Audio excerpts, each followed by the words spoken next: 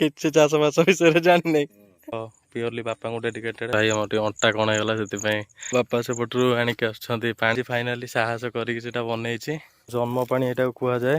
ଦେଖିବେ ସବୁ କେତେ ବଢିଆ ବଢିଆ ଚଢେଇ ସବୁ ବସିଛନ୍ତି। ହାଏ ସାଙ୍ଗମାନେ, welcome to my new channel. ମୋର ନୂଆ ଚ୍ୟାନେଲକୁ ଆପଣମାନଙ୍କୁ ସ୍ୱାଗତ। ଏଇଟା ମୋର ଫାଷ୍ଟ ବ୍ଲଗ୍ ଆଉ ଫାଷ୍ଟ ଚ୍ୟାନେଲ ବି। ଆଉ ଯଦି ଆପଣମାନେ ସପୋର୍ଟ କରନ୍ତି ଫାଷ୍ଟ ଭିଡ଼ିଓକୁ, ତ ଆଗକୁ ନିଶ୍ଚିନ୍ତ ଭିଡ଼ିଓ ମୁଁ ଜାରି ରଖିବି। ତ ଗାଁରୁ ମୁଁ ଷ୍ଟାର୍ଟ କରୁଛି ଭିଡ଼ିଓଟା ଫାଷ୍ଟ, ତ ଆପଣମାନେ ସପୋର୍ଟ କରନ୍ତୁ। ସବସ୍କ୍ରାଇବ୍, ଲାଇକ୍, ସେୟାର ସବୁ କରନ୍ତୁ। ଚାଲନ୍ତୁ ମୁଁ ଦେଖେଇବି ଆଜି କ'ଣ ସବୁ ଆମର ଗାଁରେ ଚାଲିଛି, ସେଇଟା ଦେଖେଇବି।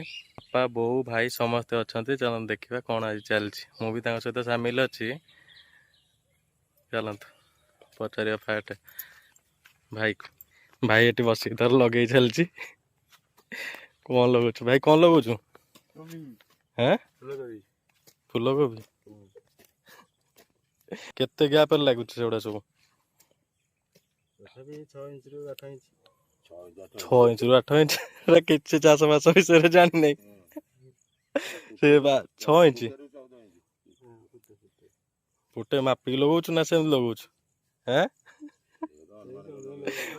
ବର୍ତ୍ତମାନ ହାଣୁଛନ୍ତି ବାପା, ସବୁ ଧାଡି କରିକି ହାଣୁଛନ୍ତି ଏଗୁଡା ସବୁ। ଏଗୁଡା ହାଣା ହେଲା ପରେ ତା ଭିତରେ ସବୁ ଚାରା ଲାଗିବ। ତ କୋବି ବର୍ତ୍ତମାନ ଦେଖିପାରୁଥିବେ, ଚାରା ସବୁ ସେପଟରୁ ଆସିଲା, ଆମର ମାଣ୍ଡିରୁ ଆସିଲା। ସେଇଟା ବି ଆପଣମାନଙ୍କୁ ଦେଖେଇଦେବି ମୁଁ ସବୁ, କୋଉ ମାଣ୍ଡିରେ ପଡ଼ିଥିଲା ସବୁ।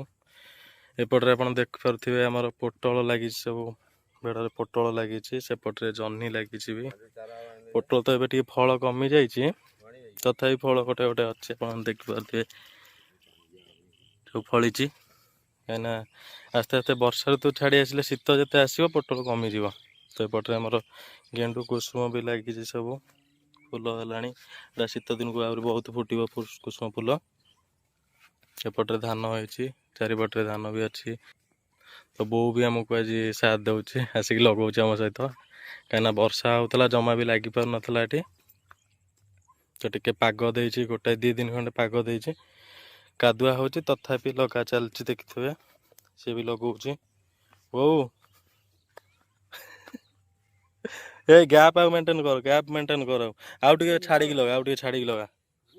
ଆକ୍ଚୁଆଲି କ'ଣ ହୁଏ ନା, ମୁଁ ଯେତେବେଳେ ସେମାନେ ଲଗାନ୍ତି, ମୁଁ ଆଗେ ସବୁ ଗଛ ଚାରା ଗୁଡ଼ା ସବୁ ଗ୍ୟାପ୍ ମେଣ୍ଟେନ୍ କରିକି ଯେତିକି ତଫାତରେ ଲାଗିବ ମୁଁ ସବୁ ପକେଇ ଦେଇଯାଏ। ବର୍ତ୍ତମାନ ଯେହେତୁ ଭିଡ଼ିଓ କରୁଛି, ସେଥିପାଇଁ ପକଉନି। ଏଠି ସରିଲେ ମୁଁ ଏମିତି ଦେଖିପାରୁଥିବେ, ଏମିତି ଗ୍ୟାପ୍ରେ ସବୁ ମୁଁ ପକେଇ ଦେଇଯାଏ। ଏଗୁଡ଼ା ସବୁ ଗୋଟାଏ ଗୋଟାଏ କରି ପକେଇ ଦେଇଯାଏ, ଗ୍ୟାପ୍ ମେଣ୍ଟେନ୍ କରିକି। ଇଏ ଗୋଟେ ରହିଲା, ତାପରେ ଇଏ ଗୋଟେ ରହିଲା।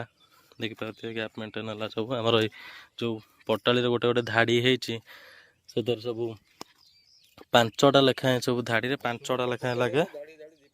ତ ଗଛକୁ ଗଛ ଫୁଟେ, ଆଉ ଧାଡ଼ିକି ଧାଡ଼ି 1.5 ଫୁଟରୁ 2 ଫୁଟ ଗ୍ୟାପ୍ ରହେ। ତ ଏମିତି ଲଗା ହୁଏ ଆମର ସବୁ ବର୍ଷ। ତ ମୁଁ ତ ପ୍ରାୟ ଭୁବନେଶ୍ୱରରେ ରହେ, ମୁଁ ଯେତେବେଳେ ଯେମିତି ଆସେ ଏଠି। ମୁଁ ଚାଷ କାମରୁ ହିଁ ବଡ଼ ହେଇଛି। ଏବେ ଯଦିଓ ଜବ୍ କରୁଛି ଗୋଟେ, ତ ମୁଁ ବେଶୀ ସମୟ ଆସିପାରେନି। ଯେତେବେଳେ ଆସେ ମୁଁ ଚାଷ କାମ ଗୁଡ଼ା କରେ ସବୁ ମିଶିକି। ମୋତେ ବହୁତ ବଢ଼ିଆ ଲାଗେ ନା। ମୁଁ ବଡ଼ କଥା ହେଉଛି ଆମ ଫ୍ୟାମିଲିର, ଆମେ 4 ଜଣ ଫ୍ୟାମିଲି। ବର୍ତ୍ତମାନ ଯେହେତୁ ଭାଇ ବାହା ହେଇସାରିଛି, 5 ଜଣ ହେଇଯାଇଛୁ। ତ 4 ଜଣ ଯେତେବେଳେ ବି ଥିଲୁ, ମୁଁ ଯେତେବେଳେ ଘରେ ଥିଲି, ଜବ୍ ହେଇନଥିଲା, ତ ସେତେବେଳେ 2 ଜଣ ଯାକ ଯେତେବେଳେ ବି ଆସୁ, 4 ଜଣ ଆସୁ। ବୋଉ କିଛି ଯେତିକି ଯାହା କରେ ନ କଲେ ବି ଆମ ସହିତ ସବୁବେଳେ ପାଇଁ ସାଥ ହେଇକି ଥାଏ।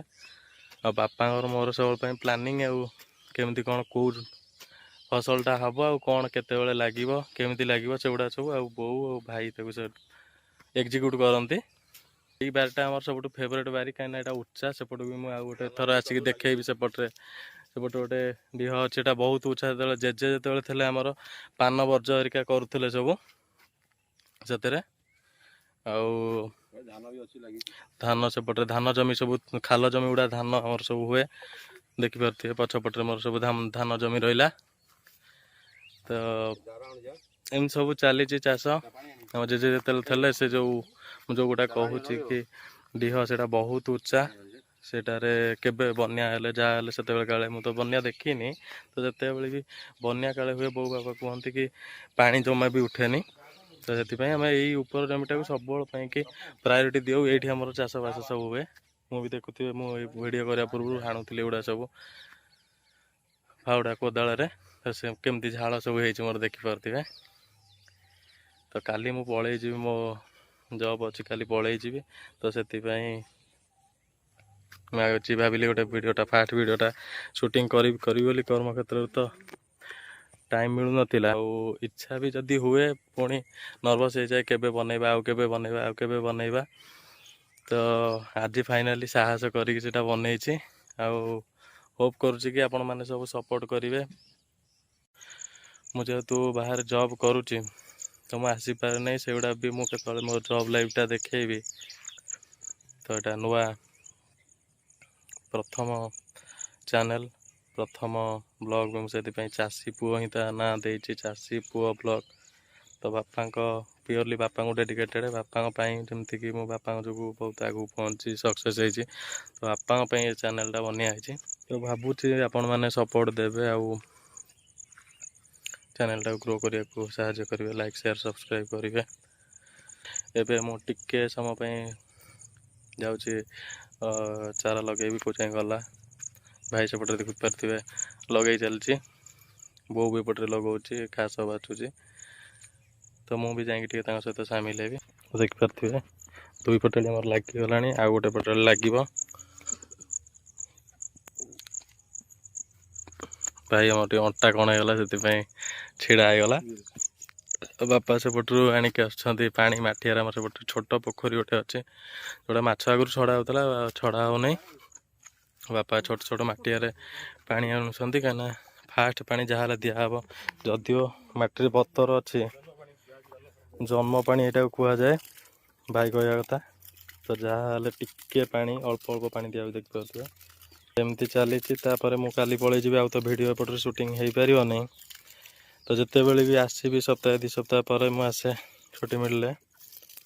ତ ଯେତେବେଳେ ଆସିବି ସେ ଚାରା କେତେ କେତେ ବଡ଼ ହେଇଛି ସେଗୁଡ଼ା ସବୁ ଦେଖେଇବି। ତ ଏମିତି ଚାଲିଛି, ବାପା ପାଣି ଦେଇ ଚାଲିଛନ୍ତି।